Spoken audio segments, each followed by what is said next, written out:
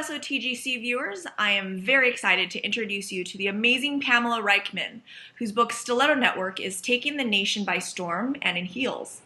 Stiletto Network sheds light into the collaborative women's movement of today. It spans the nation and gives us readers entree into the private groups of female powerhouses from every industry. The leading response from an outsider being referred to them for help and guidance is, "How can I help?" These groups have been formed with one goal in mind: to create a forum to help and allow each other to be the best version of themselves. Pamela has written for the New York Times, Financial Times, International Herald Tribune, the New York Observer, the New York Sun, Fortune.com, CNN Money. I'm going to need some oxygen after reading all of these. And prior to becoming a journalist, she performed strategy work for Merrill Lynch and Goldman Sachs. The Fabulous Five, which is the nickname I've given her, her husband, and her 3 sons, live in New York, and as soon as I can, I'm going to take a trip out there and definitely will be calling you to get some stiletto networking in. So Pamela, thank you so much for honoring SOTGC with an interview, and let's get down to it. Sounds perfect. So maybe it's that I've only recently been paying attention, but it seems like prior to, I'd say, the last few years, being incorporated into the women's movement, we're now hearing things like embracing your authentic self and kind of like a perception meeting intention, or first accepting then collaborating. What are your thoughts on all of these specific words and these kind of trends being used now? I think that's absolutely right. And what I've seen happen in the women's movement, it's gone from sort of, a fight for equal pay for equal work to something where there are multiple roads that lead to nirvana. There are multiple definitions of success. And I think it's evolved from women trying to reach the same heights that men were reaching, to women really figuring out what feels right for them. Mm-hmm. I think now what we've evolved to is multiple definitions of success. You get to decide for yourself. And if that's the case, then each woman has to do the hard work for herself. There is no one path for all of us. We all get to decide. You can be a CEO, or you can be a mom who writes from home, like me. Or but the point is that no one's deciding the path for you. And so when you talk about being your authentic self, it's you sort of figuring out, digging deep, and making those choices and deciding your own path to success and then achieve. So on that route of you talking about, we're now, we have multiple versions of success. One of the things that I kind of find mildly annoying, mildly funny, is this obsession that we still have with the glass ceiling, which statistics are showing us that women, as we become our authentic self, are trending away from even trying that because they found a different version of success. And the question of, can we have it all?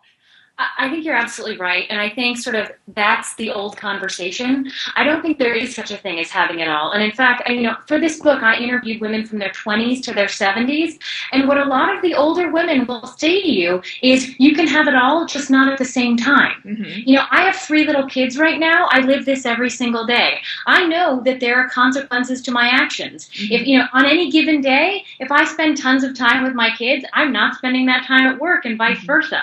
And if I evaluate my performance on all levels on any given day, I will probably fail in some area. So I think it really becomes something where, where we stop thinking about having it all. Mm-hmm. Either that, or we try to plan our lives. I think it really becomes about choices. Mm-hmm. If for women who want to be CEOs, they should absolutely have the right and the ability to get there. Mm-hmm. But we also have to recognize that if you are going to work all day, all the time, it shouldn't be a surprise that maybe, that your kids miss you. Mm-hmm. And on the same token, if you want to spend more time with your kids, but someone else is willing to go the extra mile at work, well, then it shouldn't be a surprise that you don't get promoted as quickly. Mm-hmm. I think that the notion of having it all is really outdated, and the onus is on us as women mm-hmm. to sort of figure out to realize that our actions have consequences and to accept whatever those consequences are. Mm-hmm. That said, we should always strive for equality in the workforce Mhm. and equal pay for equal work. You know, those choices should be open to us to succeed however far and wide that we want to. Mhm. But at the same time, I think that the debate about having it all is really an old one. You know, Mhm. there are lots of doors that are open to success, and then for what it is for you, and then go for that. One of the things that you wrote about and that I loved over and over about these high-level powerhouse groups is that calling them, dropping a name, being referred over to them, you were immediately met with, how can I help? Do you think the reason you're getting so much how can I help is because these are the women who have not only found their authentic self, had the courage to finally become their authentic self, and now are reaching out to try to open those authentic doors to other women? I think that's absolutely right. And, like I said, I've told everybody who will listen to me that I lived this story as I was writing it. You know, this has been one, I'm such a crazy evangelist for this because I believe wholeheartedly in this story because so many women helped me and opened doors for me. But that said, I think, historically, the reason that this didn't occur, why we hear about all the stereotypes and the backstabbing and this sort of clawing, women clawing their way, was in women had fewer options because there really was only room for one token woman at the top of any given department, if not a company or an entire industry.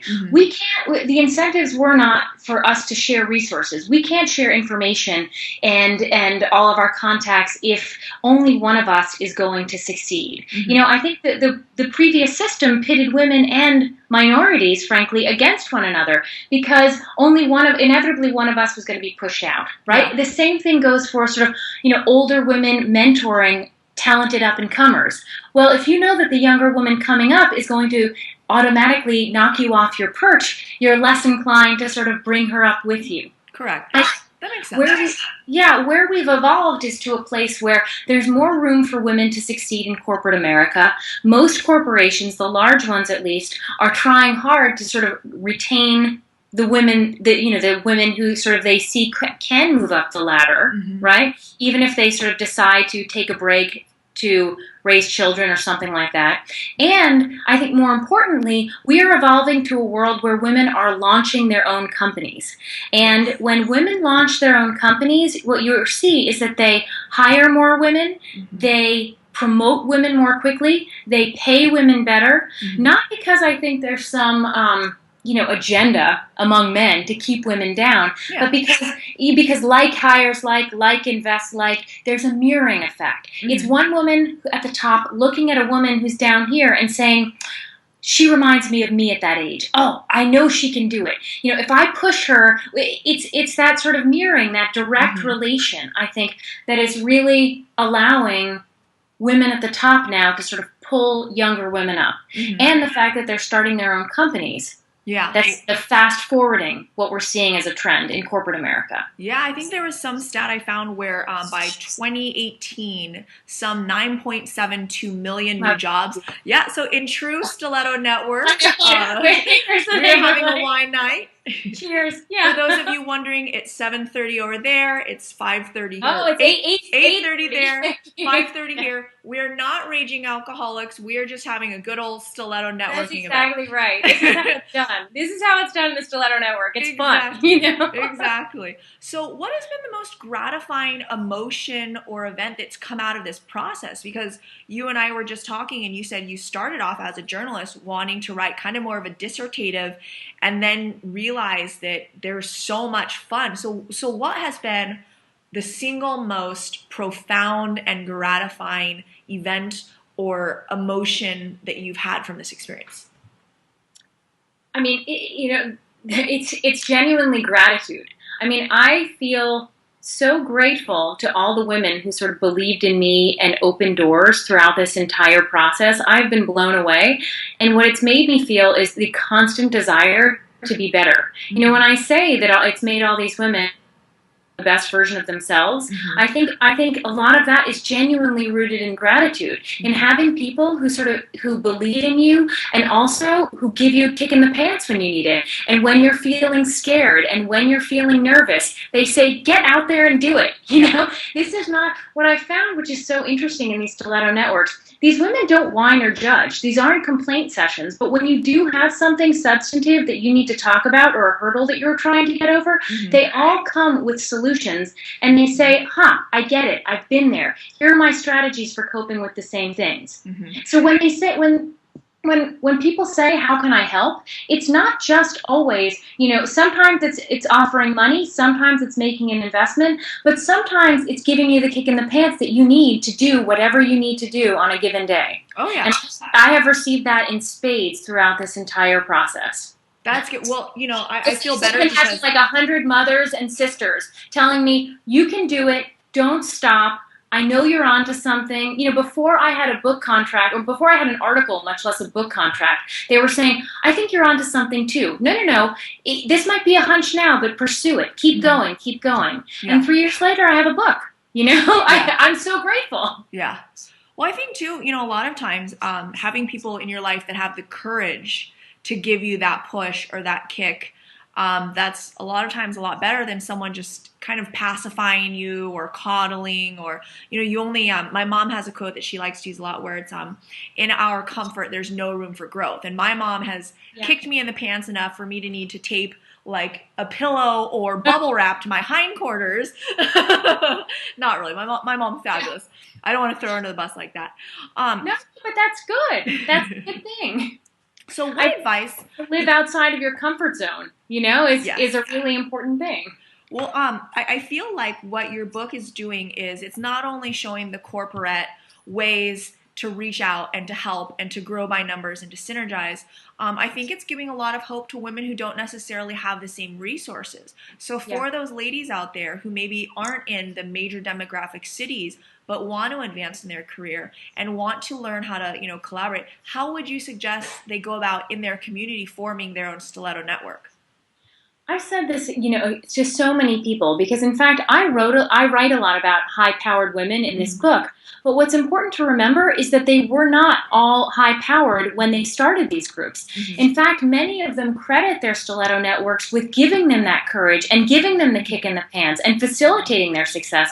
Giving them the courage to take that huge leap that made them the women they are today. Yeah. So what I would say is, most of these groups really started organically. I keep saying this is a grassroots movement, and that means that anyone can do it. Yeah. You don't have to be wealthy. You don't have to be a CEO. What you have to be is motivated. And so what women just need to do to start this, usually the way it begins is with two female friends who say, friendship has fallen by the wayside. Well, women like us. We work so hard, we run home to take care of our families. Let's reach out to other women. And some of them in the groups that I found, cold call women they've never met before, and in other cases, women say the two friends each reached out to one trusted friend the other one didn't know. And they said, you'll love her. Now when that happens, and then they have so much fun, and they have another dinner, each one brings in another woman. So what's interesting about that model is that each woman at the table has the trust and acceptance of another woman there. So automatically, you're predisposed to like each other and trust each other. And yet, you don't know each other. You're all bringing information and insight from different spheres. So the point is, if that's the model, if it's totally grassroots, then you don't need wealth to do it. You can do this in any part of the country. All you have to do is start reaching out to women who are motivated and smart and dynamic, who you think you'll like, and start asking the questions. Start the conversation.